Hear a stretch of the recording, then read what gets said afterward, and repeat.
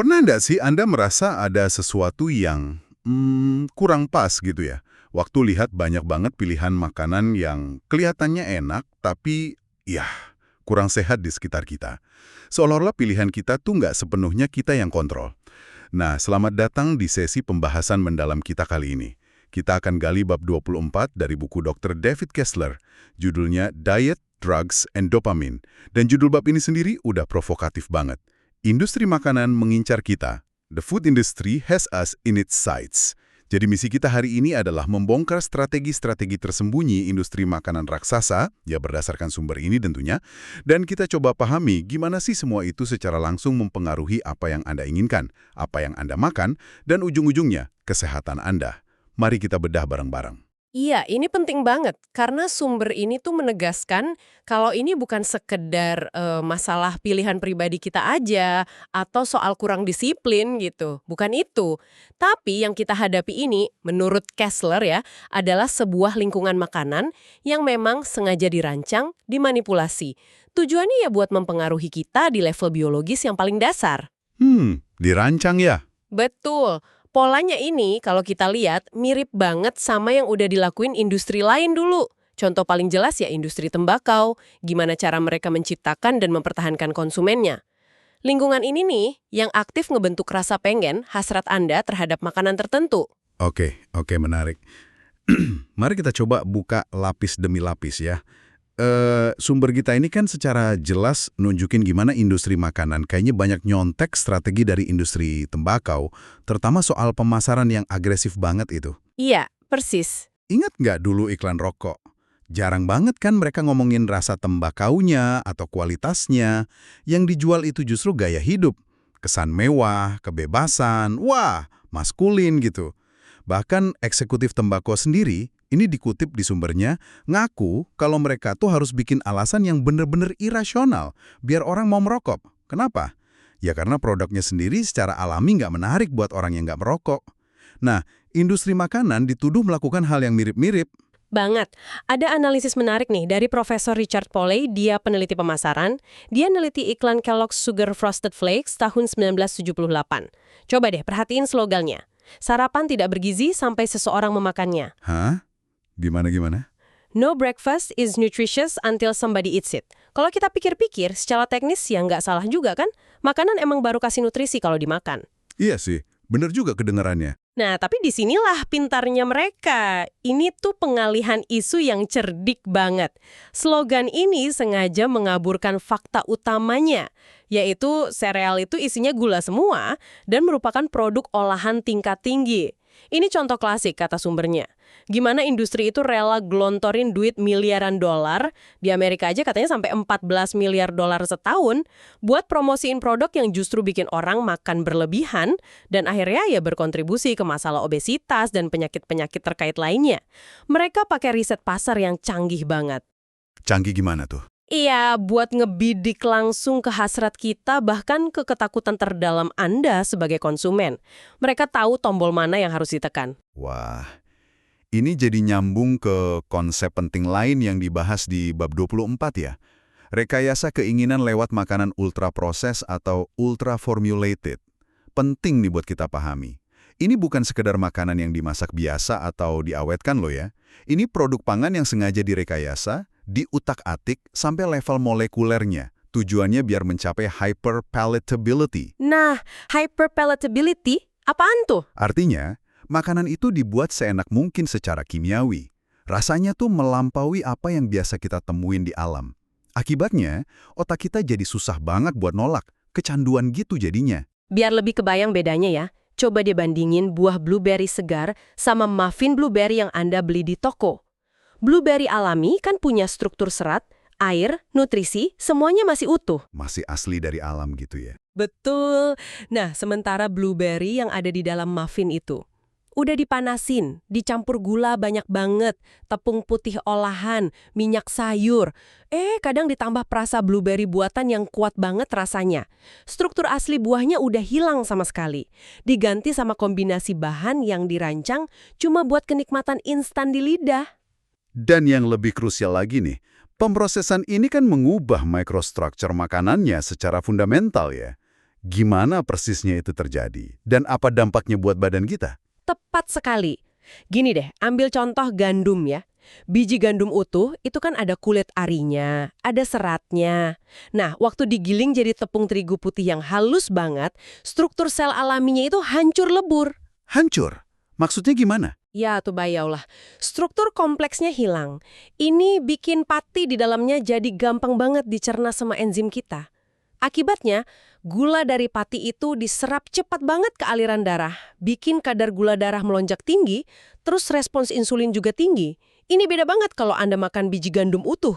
Seratnya kan masih ada, jadi memperlambat penyerapan gula, lebih stabil gitu. Oh, jadi bukan cuma soal kalori masuk, kalori keluar bawang ya, tapi bentuk fisik makanannya itu sendiri ngaruh ke respons tubuh kita. Persis. Contoh lain yang sering disebut tuh daging olahan, kayak sosis atau hotdog. Proses pembuatannya itu kan ngehancurin serat-serat otot alaminya.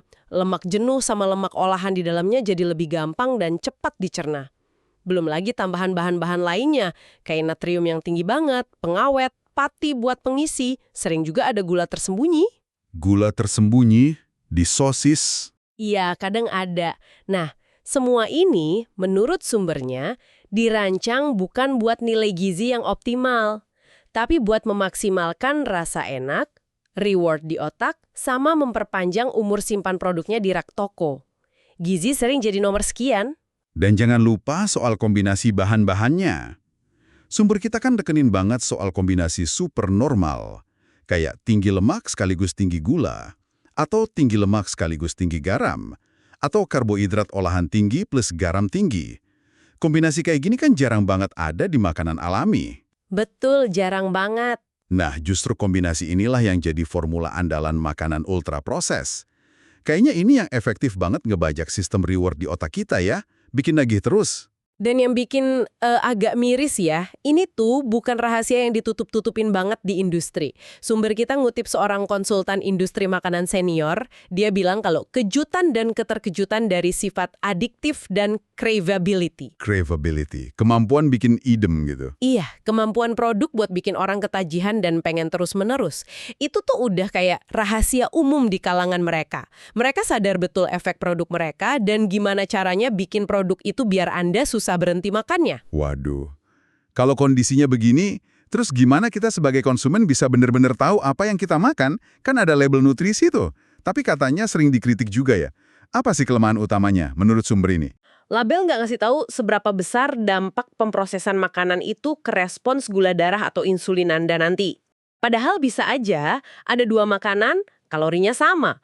Makronutriennya, karbo, lemak, protein, di label sama persis. Tapi efek di dalam tubuh Anda bisa beda banget, tergantung tingkat pemrosesannya. Oh gitu ya, jadi angka di label nggak cerita semuanya. Nggak cerita semuanya, informasi krusial soal dampak biologis ini nggak ada. Terus soal daftar bahan itu gimana? Katanya ada triknya juga. Nah, itu dia. Aturan sekarang kan mengharuskan bahan dicantumin berdasarkan urutan berat. Dari yang paling banyak ke paling sedikit. Ini jadi celah, dimanfaatin sama beberapa produsen buat nyembunyiin jumlah total gula atau pemanis. Nyembunyiin gimana caranya? Caranya, mereka pakai beberapa jenis pemanis yang beda-beda. Misalnya ada sukrosa, terus sirup jagung fruktosa tinggi, ada dextrosa, maltodextrin, macam-macam lah. Masing-masing jumlahnya dibikin relatif kecil. Jadi kalau di total sih jumlah pemanisnya bisa tinggi banget. Tapi karena dipecah-pecah gitu, masing-masing jadi munculnya lebih ke bawah di daftar bahan. Kelihatannya jadi nggak terlalu dominan gulanya. Padahal totalnya banyak. Wah, pinter juga ya ngatalinya. Ditambah lagi nama-nama pemanis buatan atau pengganti gula yang aneh-aneh itu. Sumber kita nyebut contoh kayak alulose, tagatose, taumati, neotame. Kita kan orang awam nggak tahu itu apaan. Gimana efek jangka panjangnya juga nggak jelas kan? Ini jelas bikin timpang banget informasinya antara produsen sama Anda sebagai konsumen. Dan ini nyambung banget sama kritiknya Profesor Pole tadi terhadap panel fakta nutrisi. Ironisnya nih ya, panel ini dulu justru diperjuangkan sama Dr. Kessler waktu beliau mimpin FDA. Loh, kok bisa? Ya, Pole berargumen kalau panel ini malah bisa jadi semacam sinyal kebajikan, virtue signaling gitu. Keberadaan panel itu seolah-olah ngasih kesan kalau produk olahan ini tuh masih punya nilai gizi yang bisa diukur. Padahal struktur fungsional alaminya yang justru penting buat cara tubuh kita proses makanan mungkin udah rusak atau hilang sama sekali gara-gara pemrosesan yang parah. Jadi kayak kamuflase gitu ya. Terus gimana dengan standar keamanan kayak GRAS itu? Nah, GRAS atau Generally Recognized as Safe secara umum dianggap aman, ini standar yang bikin banyak bahan tambahan makanan bisa dipakai tanpa harus lewat persetujuan ketat dari FDA sebelum dipasarkan.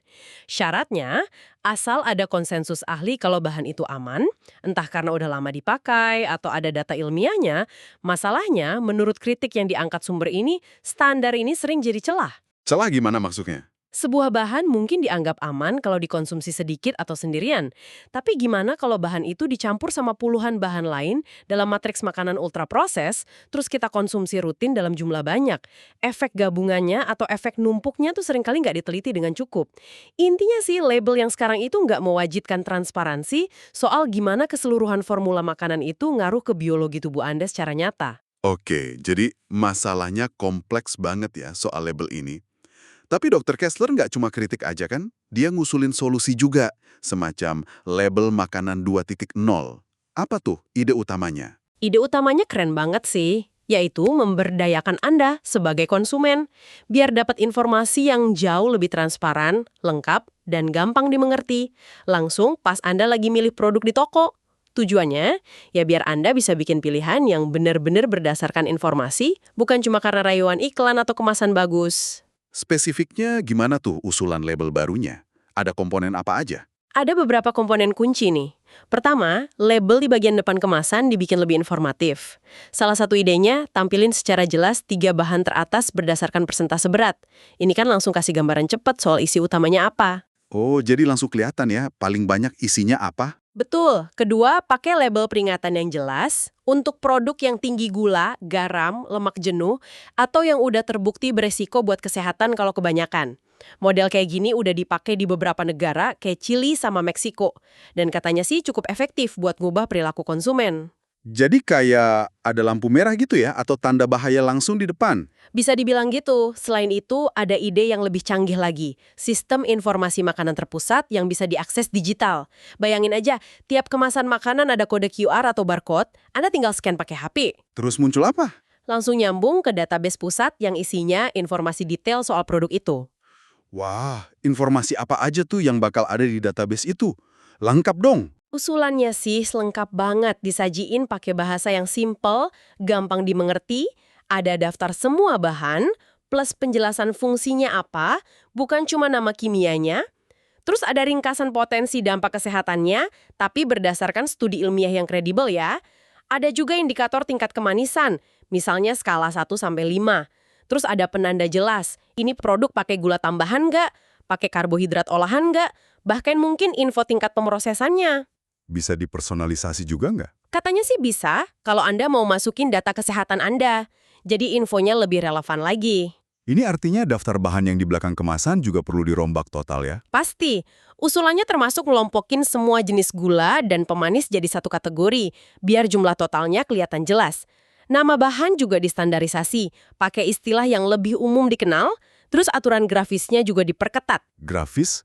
Maksudnya tampilan gitu? Iya, kayak ukuran hurufnya minimal berapa, kontras warnanya harus bagus, biar gampang dibaca semua orang, termasuk lansia atau yang penglihatannya kurang. Kalau kita lihat gambaran besarnya, ini kayak upaya buat ngembaliin keseimbangan informasi gitu ya? Tepat sekali. Sekarang ini kan industri makanan yang pegang kendali narasi dan informasi. Nah, sistem yang diusulkan Kessler ini tujuannya ngasih Anda alat yang Anda butuhin buat navigasi lingkungan makanan modern ini dengan lebih cerdas dan mandiri. Ini langkah penting menuju pemberdayaan konsumen yang sesungguhnya. Tapi sumber ini juga realistis ya. Katanya label aja nggak cukup buat nyelesain semua masalah. Perlu apa lagi dong? Betul, nggak cukup label aja. Sumber ini nekenin perlunya pendekatan dari banyak sisi. Pertama, butuh banget pendanaan buat riset nutrisi independen. Riset yang jauh lebih besar dan bebas dari konflik kepentingan industri. Ada ide menarik soal pembentukan semacam Institut Nutrisi Nasional yang khusus buat penelitian dasar dan terapan soal makanan, nutrisi, sama kesehatan metabolisme. Oke, riset independen. Selain itu, gimana soal kebijakan? Kebijakan publik juga penting banget. Pedoman diet resmi, kayak Dietary Guidelines for Americans yang disebut di buku itu, perlu ditinjau ulang secara kritis, biar relevan sama kondisi kesehatan orang sekarang. Kan mayoritas orang dewasa di banyak negara maju udah kelebihan berat badan atau obesitas. Banyak juga yang punya masalah metabolisme, kayak resistensi insulin. Nah, pedoman yang dibikin buat orang yang mayoritas sehat, mungkin perlu disesuaikan biar bisa ngatasin tantangan kesehatan sekarang ini secara efektif. Perubahan segede ini kedengerannya susah banget ya. Tapi ada nggak sih contoh sukses yang bisa kasih harapan? Ada. Sumber kita nunjuk keberhasilan kampanye anti merokok sebagai contoh. Ingat kan, beberapa dekade lalu merokok tuh biasa banget, malah dianggap keren. Tapi lewat kombinasi banyak strategi edukasi publik gencar-gencaran, iklan dibatasi ketat, pajak cukai dinaikin, label peringatan kesehatan yang jelas di bungkus rokok, akhirnya angka perokok, terutama remaja, berhasil ditekan drastis di banyak negara. Ini bukti kalau perubahan perilaku skala besar itu mungkin terjadi, asal ada kemauan politik yang kuat dan dukungan publik yang luas. Nah, ngomong-ngomong soal perilaku dan lingkungan nih. Tadi kan disebut lingkungan makanan. Dirancang. Gimana kita sebaiknya menghubungkan peran lingkungan ini dalam membentuk kebiasaan makan kita? Ada contoh lain nggak? Ini poin penting banget. Sumber kita juga nyinggung ini sedikit, meski contohnya dari bidang lain. Ada studi klasik soal tentara AS yang kecanduan heroin pas Perang Vietnam. Di sana tingkat kecanduannya tinggi banget. Tapi yang mengejutkan, waktu tentara ini pulang ke Amerika, di mana heroin susah didapat, dan lingkungan sosialnya beda, sebagian besar dari mereka berhenti pakai heroin. Dan itu tanpa program rehabilitasi formal loh. Wah, kok bisa? Ini bukan karena tiba-tiba kemauan mereka jadi kuat, tapi karena lingkungan mereka berubah drastis. Pemicunya hilang, aksesnya susah. Ini ngasih pelajaran penting. Gimana kalau kita menata ulang lingkungan makanan kita di rumah, sekolah, kantor, ruang publik? Itu bisa jadi strategi yang kuat banget buat dukung pilihan yang lebih sehat. Oke, jadi kesimpulan utama dari penelusuran kita di bab 24 ini apa nih? Udah jelas banget ya kalau industri makanan itu bukan sekedar penyedia pasif bahan pangan, mereka itu pemain yang sangat aktif. Pakai sains, psikologi, pemasaran canggih buat ngerancang produk, dan pesan yang sengaja banget mempengaruhi apa yang Anda inginkan, apa yang Anda beli, dan seberapa banyak Anda makan. Dan seringkali, menurut Kessler, tujuan utamanya ya memaksimalkan keuntungan, walaupun itu berisiko ngorbanin kesehatan Anda dalam jangka panjang. Beliau bahkan pakai metafora yang keras ya, nyebut makanan ultraproses modern sebagai senjata yang dirancang dengan sempurna untuk mengeksploitasi biologi kita. Memahami dinamika ini adalah langkah awal yang krusial untuk mulai merebut kembali kendali atas kesehatan dan pilihan makanan Anda. Nah, berangkat dari pemahaman ini, mungkin ada beberapa pertanyaan penting nih yang bisa Anda renungkan sendiri. Setelah dengar ini, gimana cara Anda akan melihat lorong sereal di supermarket besok pagi? Atau mungkin lorong snack? Bagaimana Anda akan menafsirkan iklan makanan ringan yang tiba-tiba muncul pas lagi nonton acara favorit Anda? Informasi spesifik apa di label makanan yang menurut Anda paling Anda butuhkan untuk bisa bikin keputusan yang lebih baik buat diri sendiri dan keluarga? Ya, semoga pembahasan mendalam kita kali ini bisa memicu Anda jadi konsumen yang lebih kritis, lebih sadar, dan yang lebih berdaya lah dalam menghadapi gempuran pesan dan produk dari industri makanan di kehidupan kita sehari-hari. Sebuah penutup yang bagus banget buat direnungkan. Terima kasih sudah menyimak pembahasan mendalam kita bersama sumber-sumber Anda kali ini.